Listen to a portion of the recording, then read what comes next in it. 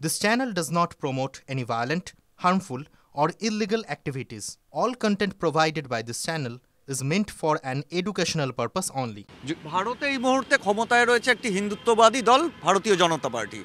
মোদি, নরেন্দ্র মোদি প্রধানমন্ত্রী, তিনি হিন্দুত্ববাদের একটা প্রতীক হিসেবে প্রতিষ্ঠিত। সেই জায়গায় দাঁড়িয়ে নরেন্দ্র মোদি বা নরেন্দ্র মোদি সরকারের কাছে আপনারা কিছু আবেদন জানাবেন? অবশ্যই আবেদন জানাবো।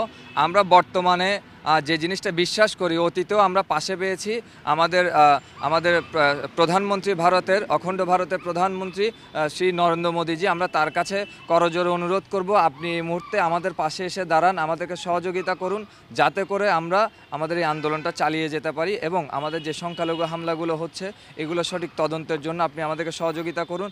আমরা আশা করব অতীতের মতো আপনারা সবসময় আমাদের শ্রী রামের যোদ্ধাদেরকে বাঁচিয়ে রাখার জন্য। এই সনাতনীদের মধ্যে যারা এই মুহূর্তে বাংলাদেশে রাষ্ট্রীয় আক্রোশের শিকার হিসেবে আপনারা দাবি করছেন, তারা কি ভারতে অ্যাসাইলাম চাইবেন?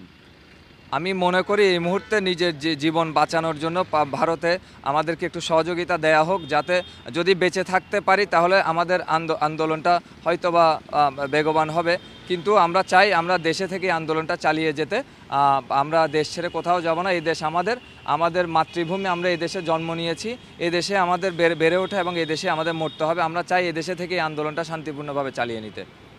আমরা কথা বলছিলাম মিঠুন দের সঙ্গে, চট্টগ্রামের বাসিন্দা, এবং এই চিন্ময় প্রভুর বিরুদ্ধে যে অভিযোগগুলো রয়েছে, যে রাষ্ট্রদ্রোহিতার থেকে শুরু করে একাধিক অভিযোগ তার বিরুদ্ধে রয়েছে এবং সেই অভিযোগে তাকে গ্রেপ্তার করা হয়েছে, সেই অভিযোগে অভিযুক্ত, অর্থাৎ একই মামলাতে অভিযুক্ত এই মিঠুন দে, তিনি এই মুহূর্তে প্রাণভয়ে লুকিয়ে রয়েছেন, আত্মগোপন করে রয়েছেন এবং এই সনাতনী সমাজের অন্যতম নেতা হিসেবে তার দাবি তিনি এই আন্দোলন চালিয়ে নিয়ে যাবেন এবং কোনোভাবেই সে আন্দোলন থেকে তারা স্তীমিত হতে দেবেন না। এবং পাশাপাশি তারা ভারত সরকারের কাছে, ভারতের মানুষের কাছে যেমন তারা সাহায্য চাইছেন, এবং অন্যদিকে মার্কিন যুক্তরাষ্ট্রের কাছেও তারা সাহায্য চাইছেন, যাতে অবিলম্বে এই সংখ্যালঘুদের ওপর আক্রমণ যেটা তারা দাবি করছেন সেটা যাতে অবিলম্বে বন্ধ হয় এবং ইউনূস সরকার, অর্থাৎ তত্ত্বাবধায়ক সরকার, যাতে সংখ্যালঘুদের প্রোটেকশন, তাদের যে সুরক্ষার বিষয়টি সুনিশ্চিত করে। ক্যামেরায় বিনোদের সঙ্গে সিজার, TV9 বাংলা।